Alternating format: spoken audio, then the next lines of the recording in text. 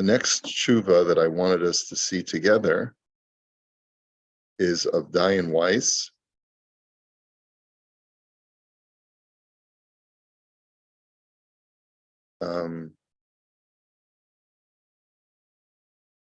He is sending a letter to, and this is in the 1960s, I think. Yeah.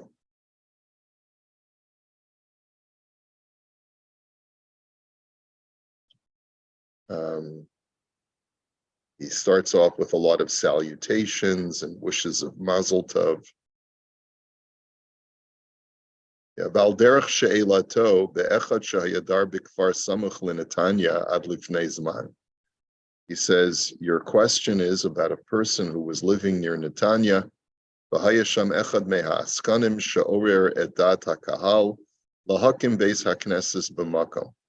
And there was one of the Balabatim who was very community involved, and he wanted to try and inspire everyone else to build a shul. And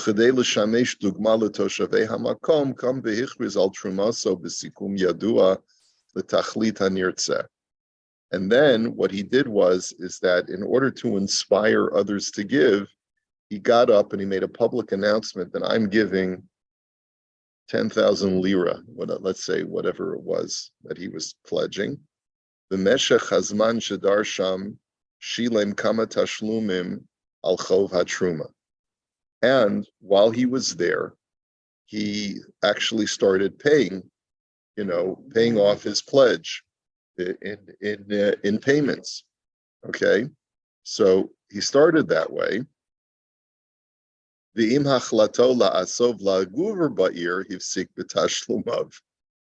But then he decided to move.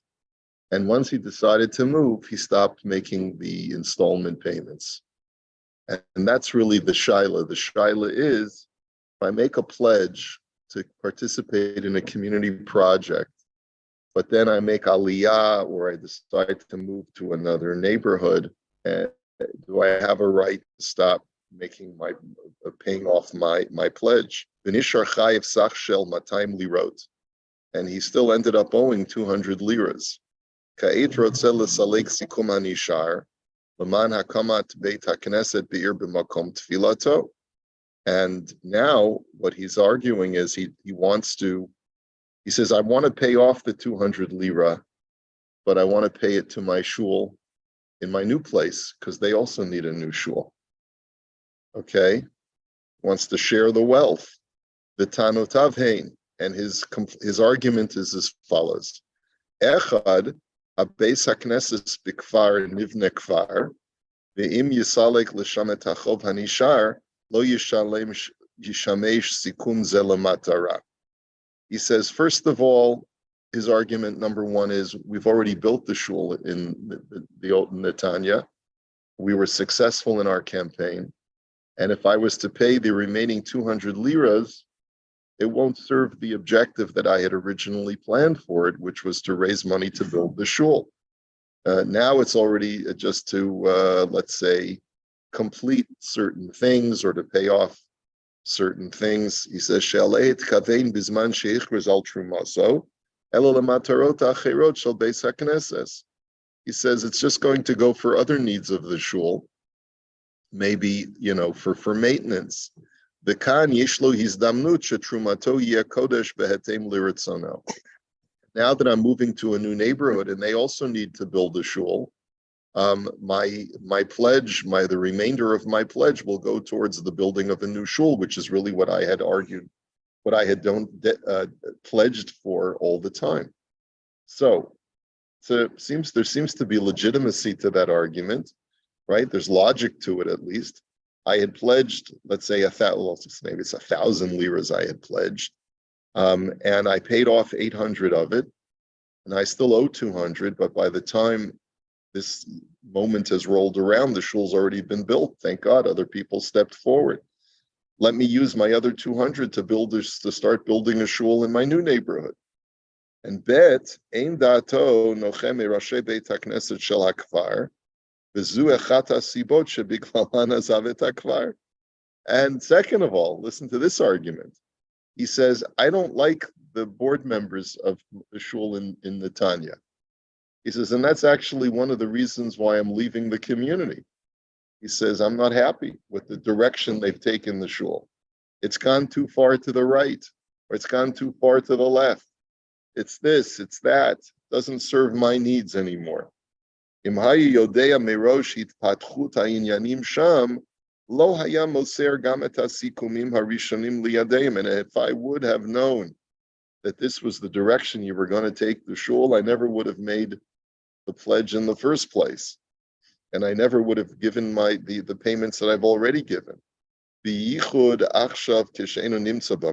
certainly that's true. Had I known that I would be picking up to leave and move out of the community, I certainly wouldn't have made those payments. And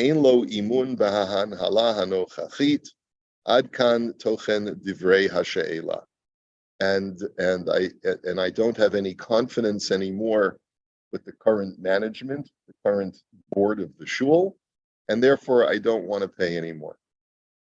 So what say you to this shaila? You would not let him off the hook.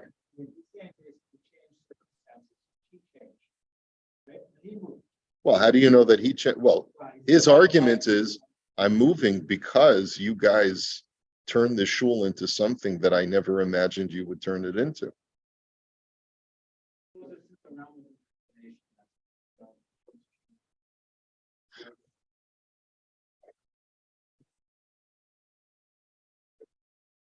No, I think if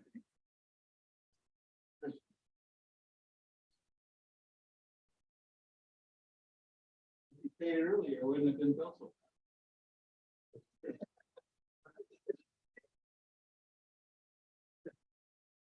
Yeah, I think Marvin's point is a valid point. If you were so concerned about you wanted a specific kind of shul and it turned out to be a different kind of shul, you should have been more specific in the way that you made your pledge, right? But a lot of times there's no way to anticipate those kinds of things.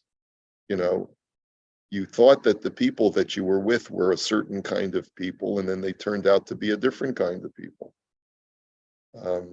Or some young people moved in and they changed the whole texture of the shul. Yeah.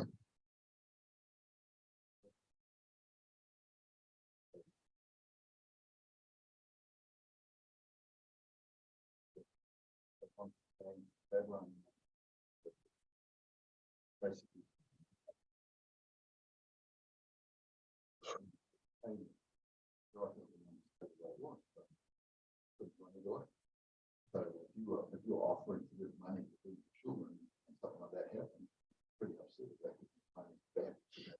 Yeah. I mean, imagine if they went from being a traditional shul to one now be partnership. Now you're going to pay for that. That might be a problem. Yeah. Yeah. I like it, it might be a problem. Yep. Yep. Okay. All right. Let's see what he says. Rabbi, Yeah. wouldn't it be similar to what we learned in the Choshen Mishpat a little while ago, that if the question was raised that if a person has their kids in a school and then they decide to leave the school to go to another city, let's say in April, towards the end of the year, whether or not they still have an obligation to complete their obligations to the school. Right. The tuition payments. Right.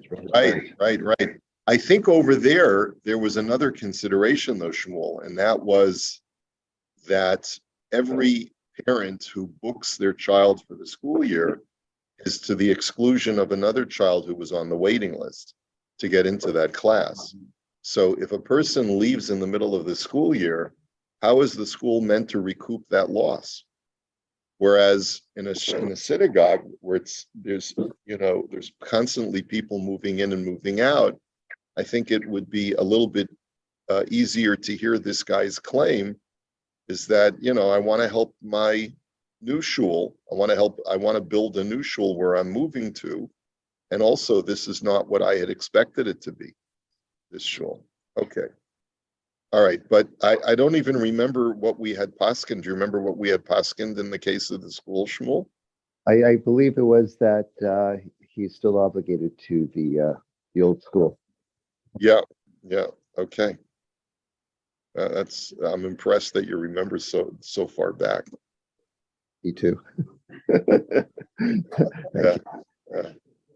Yeah, it was for the reason because the school can't recoup that loss by getting another student in in April. Right? Okay, so let's see what Rav Weiss says. Hinei she'ela ke'inzu isa b'sifri minchas Yitzchak.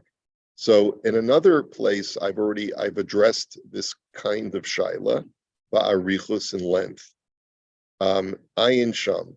Ucheis lekatzer ani tzarich me'efes hapinai. So I need to be very short in my current answer because I don't really have that much time.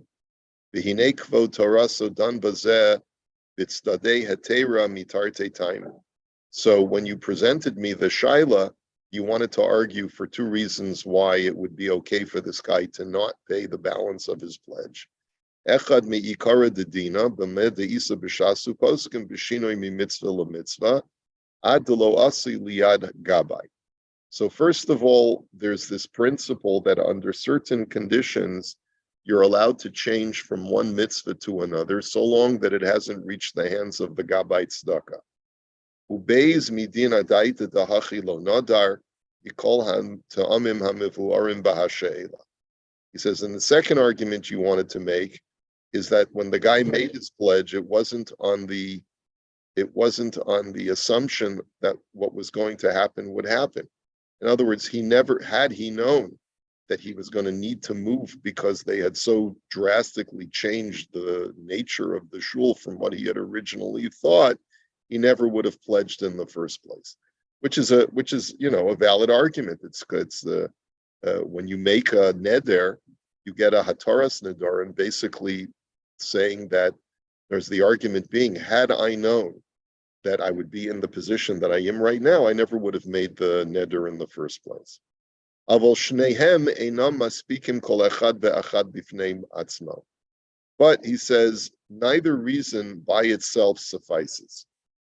De binogea letam ha'alef, he says, because based on the first argument that at times you are allowed to change from one mitzvah to another mitzvah, harei davar zeh tolui be'ashli rav revei. He says that's not so clear cut. There are many great rabbis who debate this issue. Umipsak hatur v'shulchan aruch nira desvir lehu lahalacha de'ein biyado l'shanot af mi mitzvah lemitzvah. It seems from the Shulchan Aruch and Poskim that you cannot change from one mitzvah to another so easily. We had said you might have to get a hataras nedarim. V'zeh gora l'shita so kodem baliyad gabai me'achar sheboliyad gabai. He says sometimes it's even worse before it comes into the hands of the gabai. Dilachar shelaboliyad gabai yuchal hagabi l'shanot mitzvah lemitzvah.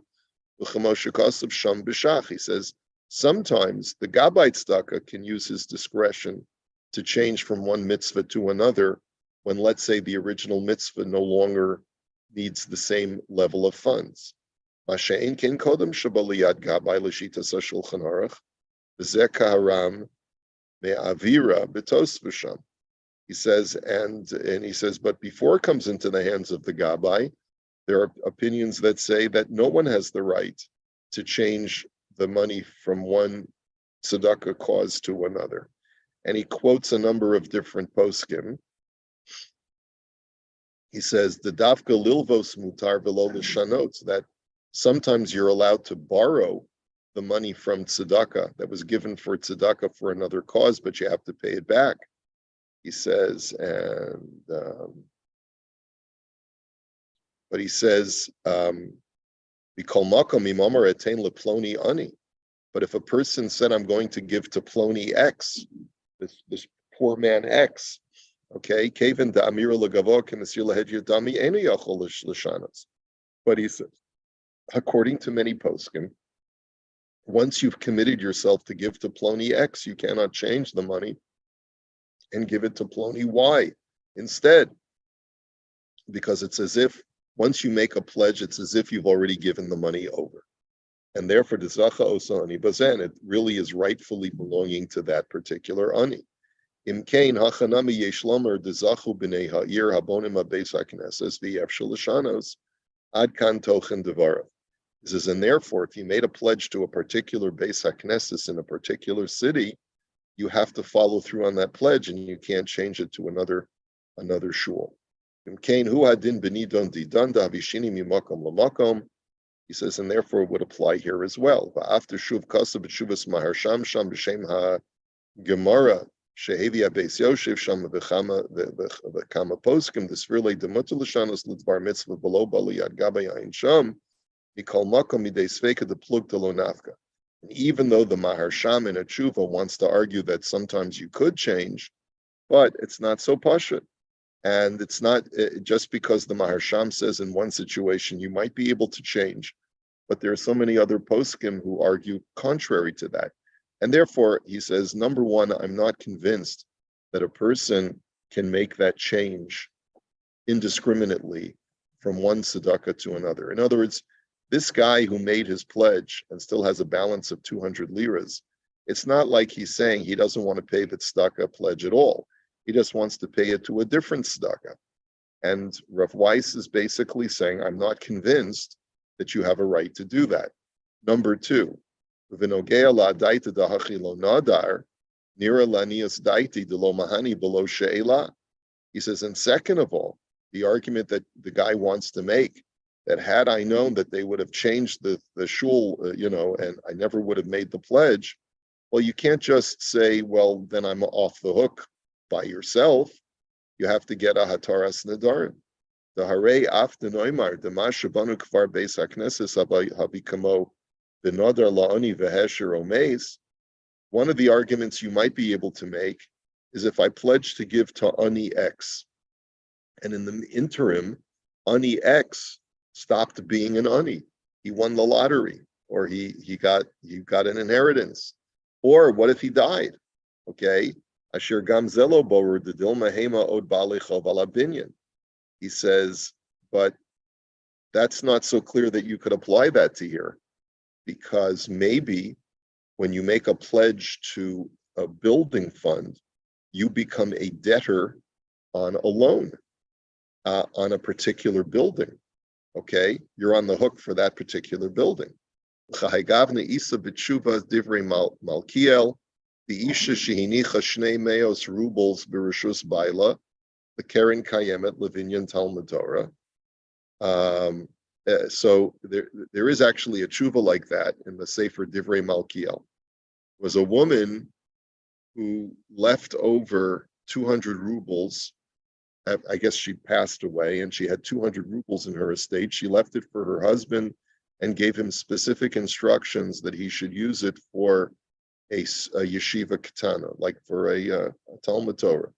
Okay, ve'achar kach bana echad based Talmud Torah, and then in the meantime, before the husband had a chance to use that money to build a little school, somebody else had built a school in the neighborhood, so they didn't need the 200 rubles anymore for that purpose. V'hiskimu tovei ha'iru baila lahotzia l'takein hamikvah. Shenachutz lahem. He says, and so the community leaders of that town and the husband were in agreement, let's use the money instead to fix the mikveh, which was in dire need of repair. V'dan sham be'echad min hatzadim mishum dina denadar li'inyan umeis o heshir. And there the Divrei Malkiel deliberates, is that okay? Because you could argue that on the one hand, this is like a guy who made a pledge for a particular ani, and the ani then became wealthy, or the ani died. Ayin she'ikar haneder haya mitzad shelo haya bin Talmud Torah be'ir karoi, va'achshav shekvar nivna habinyan havi keheshir ha'ani. He says, and that's the comparison that you're making. In other words, the whole pledge was to build a school. Now that the school is already built by somebody else, maybe that would be the comparable to a case where you made a pledge to a particular ani and then the ani became wealthy or passed away. Unihi she'eno koveya mismaros l'maisa sheyochol abal lachzor v'lakachas amos la'atzmo, aval vada yochol l'shanos l'tzdaka acheres ayin sham. So he doesn't allow the husband to keep the money in this to say for Divrei Malkiel, but he says you would be allowed to change it to another tzedakah if the original tzedakah pledge is no longer in need. Aval mikol makom, but in a case like ours, after b'shuvas chasam sofer kosav de below gavu od elashe amar litain moda harash bel harash dim enot tzarech lo shechozer diburo. He says there is one of the there are Rishonim, the Rashba and the Rush are of the opinion that if you made a pledge and you have and they haven't yet collected it, and then you discover that they no longer need the money for that cause that you had pledged for, that you are allowed to retract your pledge. V'shekain isa b'tosefta v'afta kvar hischilu l'kayim nidram, and that's even if you've already started making payments. Mikol makom lo amrinan shemishum hacha yigavu gevia chadash o mishum umdana dadaita dahachi lo nadru ayin sham. He says, and the argument being is that even though you've started making payments, a person never made a pledge if to follow through with a particular tzedakah if they no longer need the tzedakah. So therefore, he doesn't have to continue payments.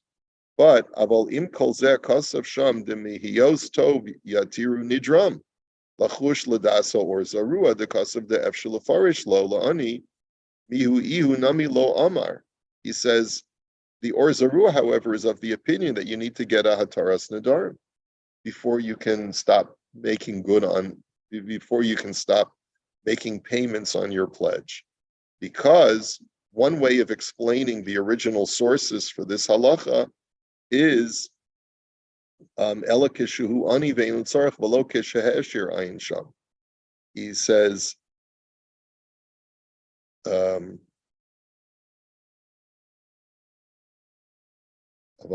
laha ashir de bevadel beis hakneses yishkame in yonam hatzrichen.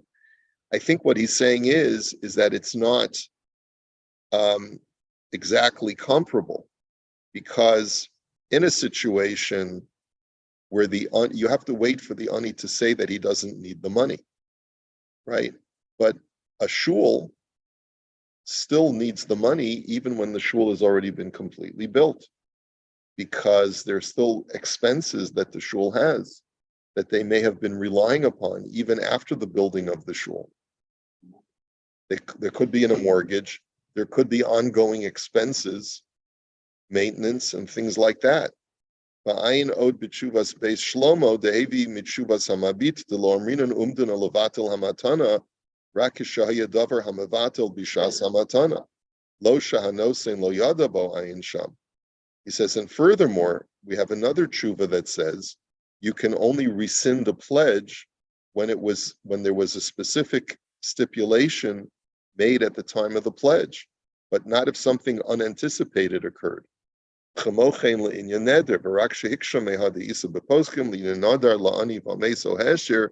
mashma da'afta asi davar hamavatel achar kach mahani umdana levatel haneder ayin sham.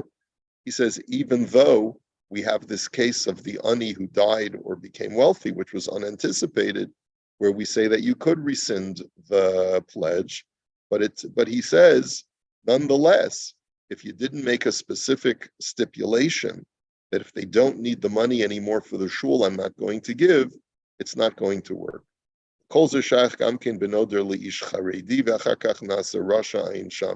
Another example of this would be, let's say I made a pledge that I was going to donate to this person who's an ani because he's a very God-fearing man. And then in the interim, he became not frum anymore. Do I still have to make good on my pledge? So he says, the im af yihye nidon didan ma shetoin shein daito nocha meroshe beis hakneses avi begeder zemi kol makom midei sveka de plug de lo nafka.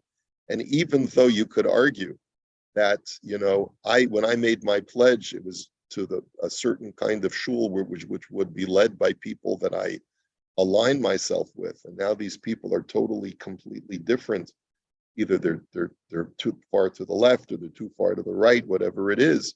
So it could be it's like a totally different situation from what I had pledged, but certainly there's still a suffix here whether a person without getting any hataras nadarim whatsoever could go ahead and rescind his pledge. So basically, what Rav Weiss is arguing is that neither argument by itself is going to be sufficient to allow this person to stop making payments. Number one, the argument that, one second,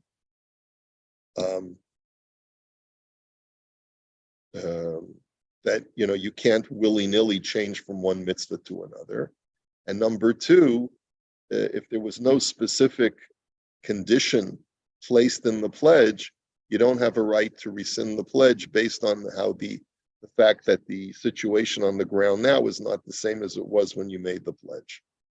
Ella de mikol makom haya ef shalomer de bitzar tarti davishinim in mitzvah la mitzvah ulechol pachos yachol l'shanos af kodem shebal yad gad by de demuchach yachol lachsav l'itein hashal lebeis haknesu shebeira. But maybe you could take the two arguments and combine them together and say that since there's strength, partial strength in the first argument, that you sometimes are allowed to change from one mitzvah to another, and there is partial strength to the argument that this situation has changed and you never had in mind that it would change, maybe you could use them both and join them together. Avol mikol makom kevin shekol zeh talui b'mitzias ha'inyanim b'kasha levayer ein lahater below she'ela. He says, however, since it's very difficult to clarify what the situation is on the ground, because maybe the guy's exaggerating, maybe the shul really hasn't changed so radically from what he originally had pledged. Maybe it's because he got into a personal conflict with one of the board members or the president of the shul, and now he's making up all of these arguments that saying, well, I don't like the sitter you chose, or I don't like the benches that you're using in the shul. They don't. That's not what I had in mind. And he's making all of these excuses, when in reality it's really about a personal conflict. He says that's not so easy, and therefore you would need to get a hataras nadarim, avol she'ela lechora mahani. And if the dayanim are willing to annul his vow based on his argument, then it would seem that would be acceptable, even if you've already made partial payment.